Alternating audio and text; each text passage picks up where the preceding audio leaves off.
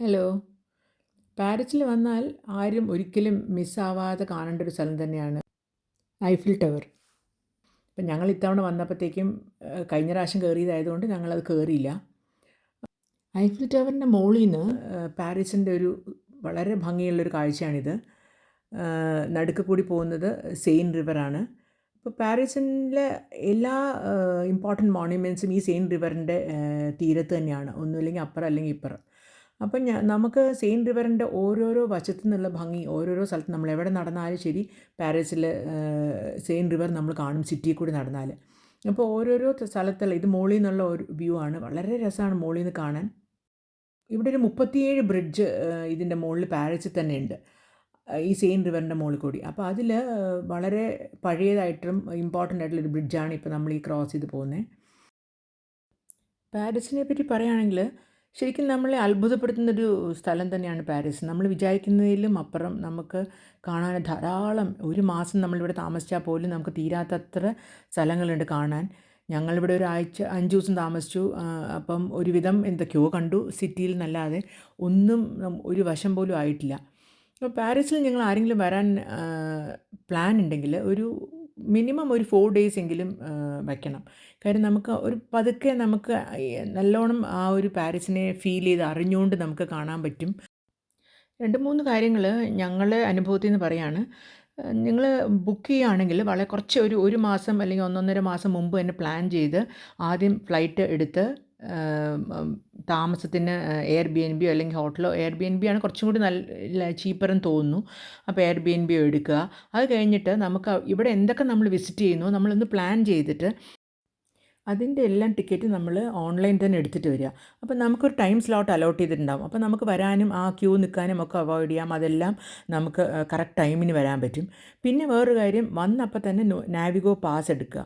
നാവിഗോ pass എടുത്തു കഴിഞ്ഞാൽ ഇവിടുത്തെ മെട്രോ സിസ്റ്റം വളരെ കൺവീനിയൻ്റ് ആണ്, വളരെ സ്മൂത്ത് റണ്ണിങ് ആണ്. എല്ലാ സ്ഥലത്തും നമുക്ക് മെട്രോ സ്റ്റേഷനും ബസ്സും ട്രാമും എല്ലാം ഉണ്ട്. അപ്പോൾ നമുക്ക് ഏത് വേണമെങ്കിലും ഈ നാവിഗോ പാസ് വെച്ച് യൂസ് ചെയ്യാം. നിങ്ങൾക്ക് 24 മണിക്കൂറോ 36 മണിക്കൂറോ 72 മണിക്കൂർ അങ്ങനെ ഓരോരോ ഓപ്ഷൻസ് ഉണ്ട്, അതൊക്കെ എടുക്കാം. പിന്നെ ഇൻ്റർനാഷണൽ പാക്കേജ് നമ്മളെപ്പോഴും ഫോണിൽ ഒരാളെങ്കിലും എടുത്തിരിക്കണം. അപ്പോൾ നമുക്ക് ഗൂഗിൾ മാപ്പ് ഇടാൻ പറ്റും. ഗൂഗിൾ മാപ്പ് ഇട്ടിട്ട് നമുക്ക് മെട്രോ ഇറങ്ങിക്കഴിഞ്ഞാൽ ഗൂഗിൾ മാപ്പ് കുറേയൊക്കെ ഒരു 90% കറക്റ്റായിരിക്കും. അപ്പോൾ നമുക്കതൊക്കെ ചെയ്യാൻ പറ്റും. അത് കഴിഞ്ഞ് നമുക്ക് പക്ഷേ ഗൂഗിൾ മാപ്പ് എല്ലാം കറക്റ്റ് ആയിക്കോണമെന്നില്ല, നമുക്ക് കുറച്ച് പ്രോബ്ലംസും വന്നിട്ടുണ്ട്. പക്ഷേ എന്നാലും നമുക്കതൊക്കെ അവിടെ 2 ദിവസം പോകുമ്പോൾ നമുക്ക് ഏകദേശം മനസ്സിലാവും. കാര്യം നമ്മൾ തന്നെത്താനെ മൂവ് ചെയ്യുമ്പോൾ നമുക്ക് അവിടുത്തെ ഒരു സിസ്റ്റം നമുക്ക് മനസ്സിലാവും. ഇന്നലെ ഞങ്ങൾ മോൺമാർട്ടിൽ തിരിച്ചു വന്നപ്പോൾ ഒരു അബദ്ധം പറ്റി നമുക്ക്. ഞങ്ങളുടെ 2 പേരുടെയും ഫോണിൻ്റെ ചാർജ് പോയി. അപ്പം നമുക്കൊരു ചെറുതായിട്ടൊന്ന് പാനിക് ചെയ്തു. കാര്യം ഞങ്ങൾ വരുന്ന വഴിയൊക്കെ ഈ ഗൂഗിൾ മാപ്പ് ഇട്ടിട്ടാണല്ലോ വരിക. പിന്നെ ഞങ്ങളൊരു ബസ്സിൽ ഡ്രൈവറിനോട് ചോദിക്കാമെന്ന് പറഞ്ഞ് ഒരാൾ കയറിയപ്പോഴത്തേക്കും ബസ്സിൻ്റെ ഡോർ അടഞ്ഞു, ബസ്സൊക്കെ ചെറുതായിട്ട് മൂവ് ചെയ്യാൻ തുടങ്ങി. പിന്നെ ഞാൻ കൈയൊക്കെ അവിടെ തട്ടുകയൊക്കെ ചെയ്ത് അവസാനം നിർത്തി ബസ്. അങ്ങനെ പ്രശ്നമൊന്നും ഇല്ലാണ്ട് നമ്മൾ എത്തി തിരിച്ച്.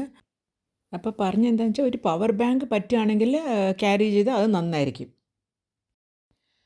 പിന്നെ പാരീസിൽ നമ്മൾ കുറച്ച് നല്ല കെയർഫുൾ ആയിരിക്കണം എല്ലാം സംഗതികളും. കാര്യം കുറച്ച് പിക്ക് പോക്കറ്റിങ്ങും അതും ഇതൊക്കെ ഉണ്ട്.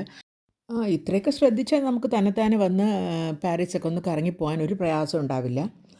രാത്രിയാകുമ്പോൾ നല്ല സുന്ദരിയായി ലൈറ്റൊക്കെ ഇട്ട് നിൽക്കുന്ന ഐഫിൽ ടവറാണിത്. അത് കാണാതെ ഏതായാലും പോകാൻ പറ്റില്ലല്ലോ. ഇതിൽ ഒരു മണിക്കൂറിൽ അവർ 5 മിനിറ്റ് നേരം ഇങ്ങനെ ഒരു ബ്ലിങ്ക് ചെയ്യും ലൈറ്റ്. അത് കാണാൻ നല്ല രസമാണ്. അപ്പോൾ നൈറ്റ് വ്യൂ ആരും ഒരിക്കലും മിസ് ചെയ്യരുത്. നല്ല ഒരു രസമാണ് ഈ നൈറ്റ് വ്യൂ കാണാനായിട്ട്. അപ്പം ഞങ്ങൾ അതും കണ്ടു. എന്നിട്ട് കുറച്ച് നേരം അവിടെയൊക്കെ ഇറങ്ങി. അപ്പം നാളെ ഞങ്ങൾ ഇവിടുന്ന് പോവുകയാണ്, ബെൽജിയത്തിലേക്ക് പോവുകയാണ്. ഇതിൻ്റെ തൊട്ട് താഴെ തന്നെ ഒരു മെട്രോ സ്റ്റേഷൻ ഉണ്ട്. അപ്പം ഞങ്ങൾ അതിനകത്ത് പോയി പിന്നെ മെട്രോ കയറി ഞങ്ങളുടെ എയർബിഎൻബിയിലേക്ക് പോയി. അപ്പം ഇനി നാളെ ബെൽജിയത്ത് എത്തിക്കഴിഞ്ഞ് അടുത്ത വ്ളോഗിൽ ബെൽജിയം വിശേഷങ്ങളായിട്ട് വരാം. അതുവരെ എല്ലാവർക്കും നമസ്കാരം. എല്ലാവർക്കും ബൈ.